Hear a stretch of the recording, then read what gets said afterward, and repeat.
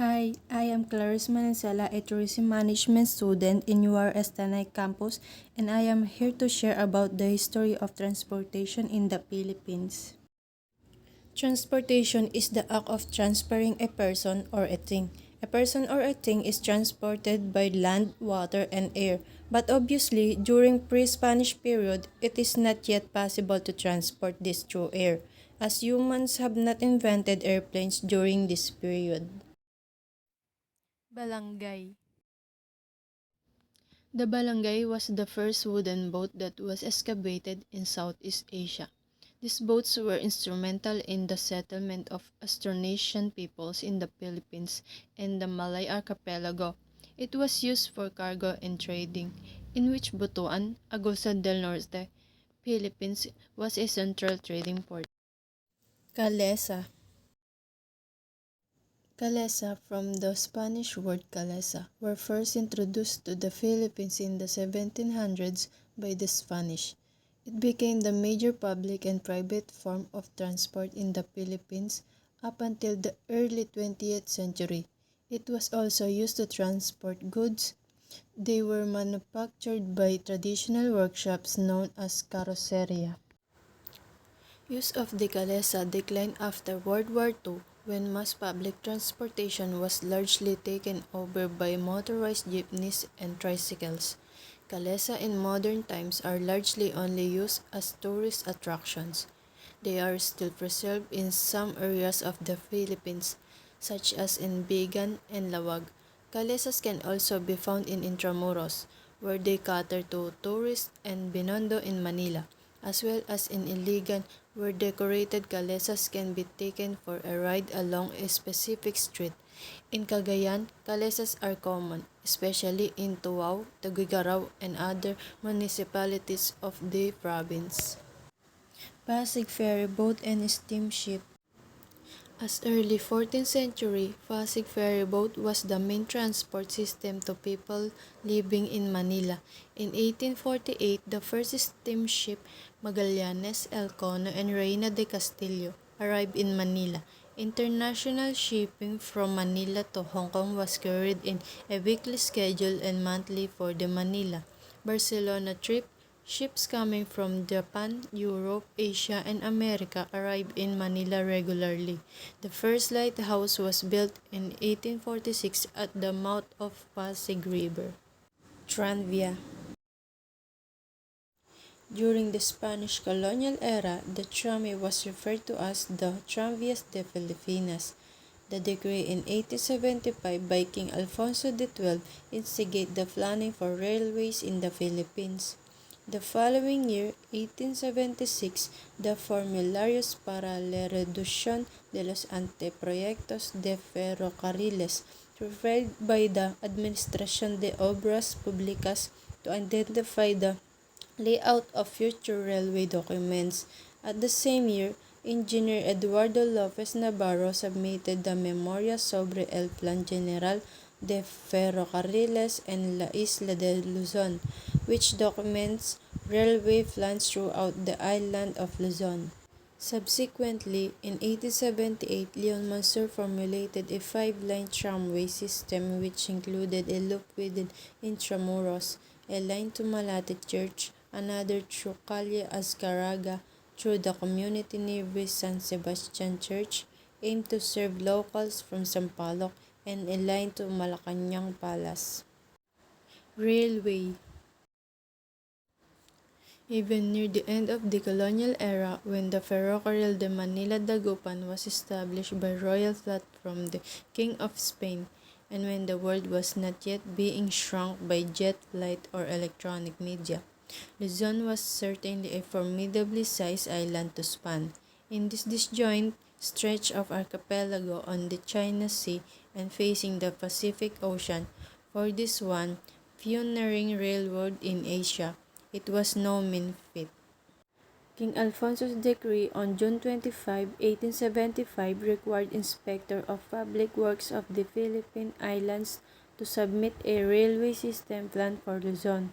This was barely 3 years after the Activity Mutiny and the subsequent execution of the alleged brains of the mutiny, The frieze Mariano Gomez, Jose Burgos, and Jacinto Zamora, more known in history as Gamborza jeepney.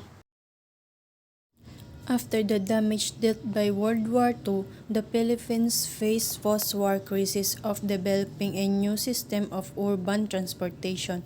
Within the urban area of Metro Manila, the cable cars that had once been used as a primary form of transportation were now left in a state of run because of all the bombings that occurred in the city. However, a new system of mobilizing the urban population soon arose from all of this destruction. The Americans had abandoned war jeeps and local manufacturers modified them to accommodate more passengers. Despite having started as a temporary solution, jeepneys have evolved into a cultural symbol that now serves almost 40% of transport users in Metro Manila and the surrounding provinces. Taxi. Enrique Montserrat y Calvo founded the first taxis were company in the Philippines in 1930. The first cab was a French Citroën. In 1950s, most taxis were American cars like Chevrolet, Ford, Plymouth, and Studebaker. The following decade, they were Mercedes-Benz 180D, Peugeot 403, Austin Cambridge, and Toyota Toyopet Tiara taxis. In the 1950s, a taxi rate was centavos flagged down and 5 centavos per half kilometer.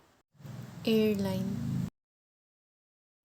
On November 14, 1935, the Philippine Congress approved the franchise of Philippine Aerial Taxi Company Incorporated or PATCO to provide mail, cargo, and passenger service particularly in the island of Luzon. The company then had scheduled Manila to Baguio and Manila to Paracel flights. The company became dormant for 6 years on its scheduled passenger operation under its assigned routes. Automobile. Cars and motorcycles were introduced and made available in the country by trading companies as early as 1901, although the US dollar was equivalent to 2 Philippine silver pesos during that period. The price of a motorized vehicle was considered a very large sum to carry around. Bus. Alatco, now called Peltranco, established in Iriga City in July 1, 1914 by American serviceman Albert Lewis Amen, was the first bus company in the Philippines and top bus liner in Bicol region back then. Light Railway Transit. On July 12, 1980, the country's President Ferdinand E. Marcos created the Light Rail Transit Authority or LRTA as a government agency. First Lady Imelda Marcos, then Governor of Metro Manila and Minister of Human Settlements, became its first chairman. Although responsible for the operations of the system, the LRTA primarily confined itself to setting and regulating fares, planning extension, and determining rules and policies, leaving the day-to-day operations to a sister company of Meralco called the Meralco Transit Organization or Metro Inc. Tricycle. Motorized tricycles or simple tricycles, known in the rest of the world as a motorcycle and sidecar, is a type of motorized vehicles from the Philippines consisting of a motorcycle attached to a passenger cab. Along with the jeepney, it is one of the most common means of public or private transportation in the Philippines, especially in rural areas. These public utility vehicles either play a set route or are for hire like taxis. The tricycle or trike is a three-wheeled gasoline-run motorized vehicle. It is made up of a motorcycle attached to a sidecar with multiple seating and a covered roof.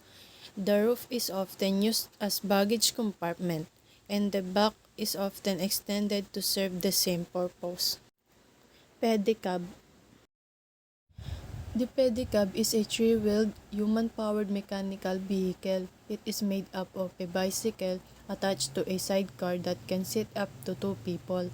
This may come with a roof for both the driver and the passengers or none. It can sit at most 4 people. The pedicab is a mixture the words pedal, referring to how the bike is powered, and cab referring to the sidecar that ferries people. It is also called the padjak or sikad, the equivalent of the phrase to pedal in Tagalog and Bisaya. Another name is tricycad in Bisaya, referring to the number of its wheels. So this is all I can share about the history of transportation in the Philippines. I hope you've got information and enjoyed what I've shared to all of you guys. Thank you for listening.